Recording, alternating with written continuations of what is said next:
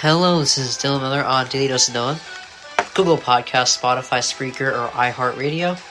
This is Dylan Miller on Daily Dose of Dylan. Alright, we got some good stuff today. It's probably going to be a little faster of a podcast than usual. Granted, I do feel like I'm coming down with a bit of a sore throat, so I'm going to be a little congested. Just bear with me here. But I just have a few topics I'd like to talk about, and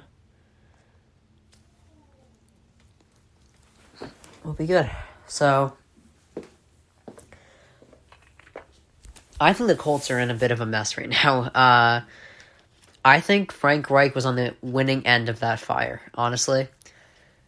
It's the same thing with Steve Nash. I think those guys have been living a great life since being fired from that job there. And they made Jeff Saturday his imminent replacement.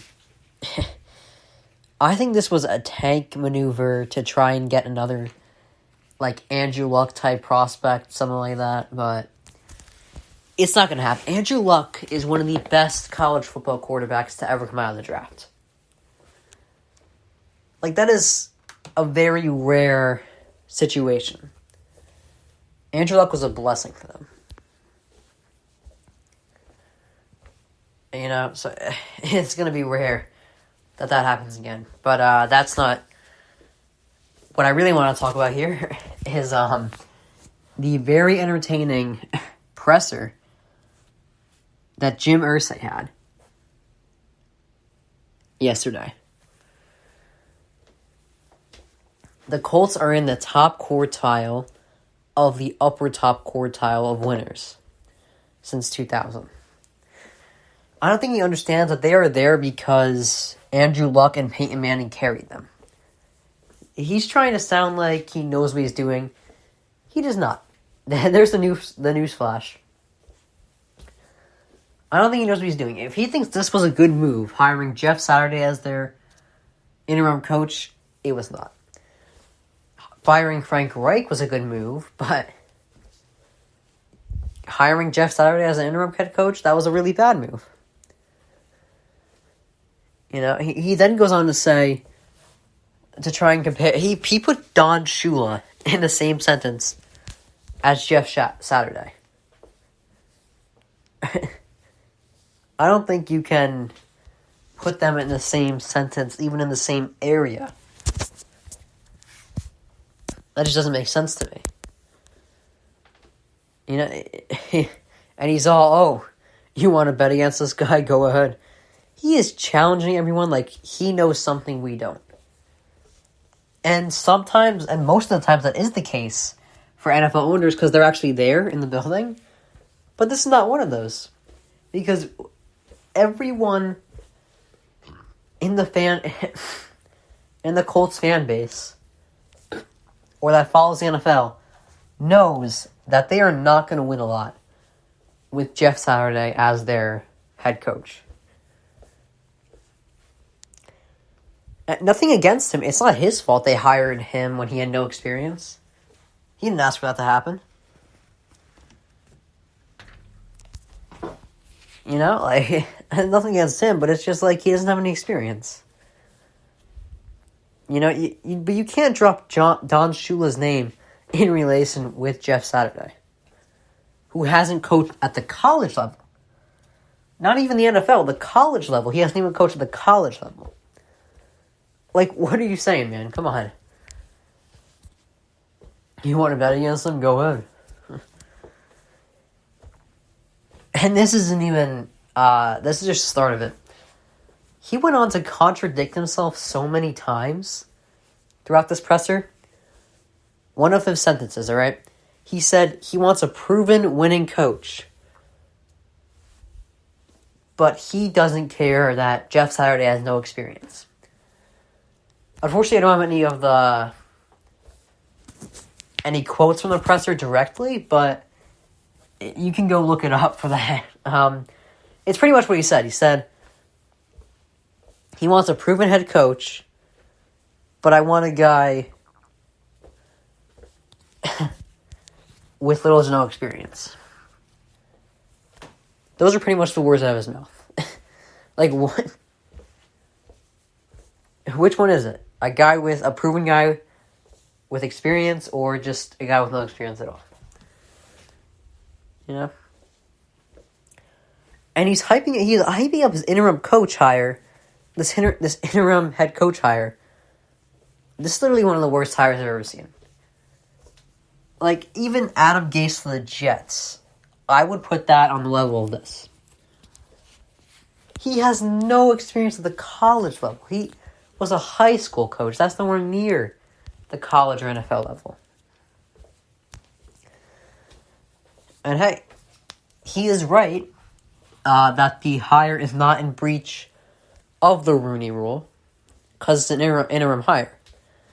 But he also says, here's another contradiction, hopefully for more than 8 games we will have him. Another Like, this was one entertaining presser, man. And the richest of all is that he said there were no other candidates. Newsflash, there were better candidates than Jeff Saturday in-house. There were better in-house candidates than Jeff Saturday. They didn't have to go on a search. You know, like, there were people on your damn staff that you did not hire. Like, John Fox coached the Panthers and Broncos, won a Super Bowl with them. You would think that's an easy hire. And again, I'm not rooting against him. I just don't really believe that he is going to be a great... I don't think this is going to go well for them. I really don't. I don't see how this could possibly go their way at all. But hey, we'll see. So I think the Jets have been playing... yeah, just shifting gears completely. Just to switch to a positive note, the Jets have been very shocking as one of the teams this year. I think they've been playing great defense, and I think they could beat anyone, honestly, when they play defense the way they did on Sunday. And if Josh Allen is injured for a few weeks, then they have a chance to go toe-to-toe with the Dolphins for the division, because I feel like the Bills have relied a lot on Josh Allen this year. You know, and once he's gone, they're going to be significantly worse. And I've mentioned how I think the 2021 draft class is pretty bad. And I think Zach Wilson is at best the second best quarterback from that draft. Because I think at this point it's fair to say Fields is the best out of that draft class so far. Mac Jones has been the worst. Then there's Lawrence and Wilson. I'd say they're about equal. They both haven't really done anything crazy. And then there's Trey Lance, who hasn't really played. But, you know, yeah, I'd say Zach Wilson is right with Lawrence. I think he has to be a little bit better. And if he is, and if he gets better, Jets are going to be pretty damn dangerous. And another thing, back to the Colts. They've always had a quarterback. That's when they were successful. Ever since Andrew Luck retired, they have not been anywhere near as successful. So, it kind of bothers me when Jim Irsay acts like he knows what he's doing. Like, ever since you lost Andrew Luck, you have not been a third... You have not had a third of the success that you had before. So, you know, don't talk yourself up too much, man. You had a few good years, alright? Let's chill out here. So the Ravens and Saints played yesterday. My prediction did not go well. I said 23-20 Saints. It was 27-13. Ravens and Lamar, it's crazy. Lamar didn't have a crazy game, but he did pretty well. You know, they are 6-3 in spite of the injuries. They were without Dobbins, Andrews, and Bateman, and still won by 2 scores. Justin Houston had a big night out of nowhere. 2.5 sacks, 1 pick. Big night for him. You know, a big reason I think the Saints lost is because they made the biggest mistake in saying, we're going to go with... Because Jameis Winston was available last night. And he was on the sideline. That was the biggest mistake.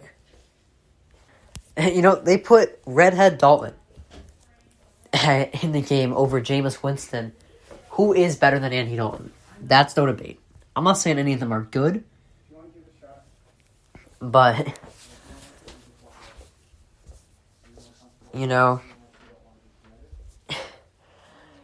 they would have been much better off with Jameis Winston in there. I don't see why Dennis Allen kept him sitting when all he wanted to do was give us another Dalton disaster. You know, that was awful on Dalton's part. And the Saints' part as well. They should have won last night. They played a team without their starting running back, without their starting tight end, and one of their best receivers. And they lost. That should not have happened. Another thing that shouldn't be happening, segueing into my next segment, the Rams' downfall. All right? Right now, they are unrecognizable and unwatchable. On Sunday, remember, these were the Super Bowl champions this year. On Sunday, they had 206 total yards of offense. Without Cooper Kupp, there is no offense there. Take him out of the equation, and they literally have no one. Matthew Stafford has been really disappointing.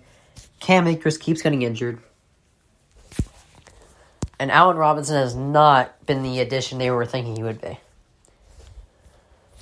I mean, the Rams have just been awful this year. They have been outscored. Here's another stat about the Rams that is completely out of character. They have been outscored 71-10 in the fourth quarter this season. So not only have they been awful in just overall this season, they've been awful when it matters the most, too, in the fourth quarter. This is, I don't even know if this is a Super Bowl hangover at this point. This is just who they are. I mean, we're, 8 weeks in? 9 weeks in? This is who they are, you know? Like, at this point, it's not even a hangover. It's just a really bad down year for them. So, some other news we got today. Parks Frazier will be calling offensive plays for the Colts against the Raiders this upcoming week. Okay, we'll see how this goes. Again, I'm not really a big believer in what they're doing right now. I don't see why they went with an inexperienced guy in the first place. Like, remember when the Packers fired Mike McCarthy in the middle of the year? You know?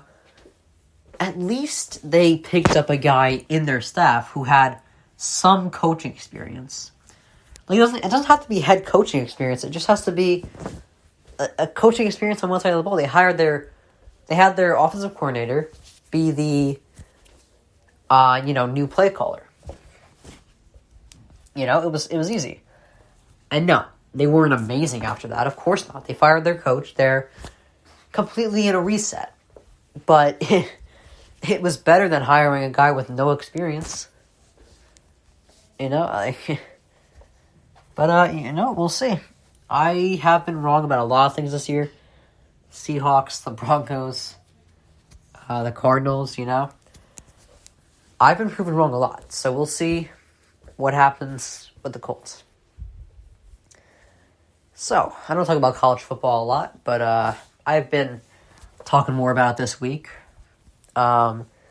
LSU has completely flipped the script. Brian Kelly has been doing great with them. And I think their win this last week may have crushed Bama's season this year. But, on a positive note, since I haven't really been being positive this entire time, but they're flying up the ranks, LSU.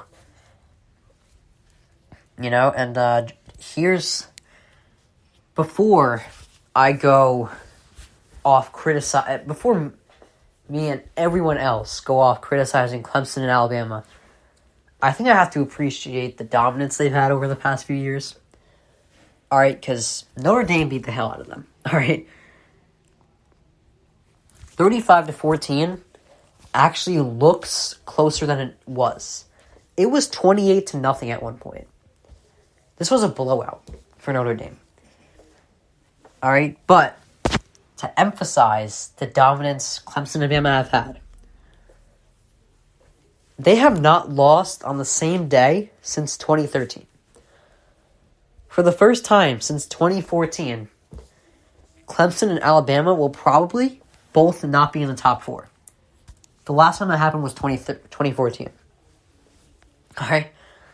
So they have dominated college football the past maybe a decade, So let's not get too crazy with them. Just remember how badly they screwed up our favorite teams. And I don't really root for anyone in college football. Obviously, I'm a Packers fan in football, but that's not going too well. But yeah, that is how good they've been the past 8 to 10 years, and how much they've regressed. But there is an end to every dynasty, and that's what it's looking like right now. So, since this has been a fairly negative podcast, why don't we just end it on a negative note? Lakers were blown out by the Jazz last night. Big surprise. They've been a bad team all season. By the way, I don't think LeBron really cares about winning anymore. I think he's just like, let me beat Kareem. Let me pass him up, And that's going to be huge.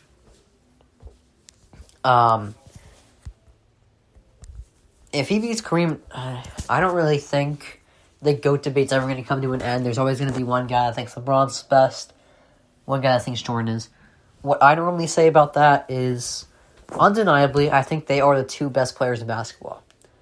And they're interchangeable between 1 and 2. I think they're undisputably the best two to ever play the game. That's what I like to say.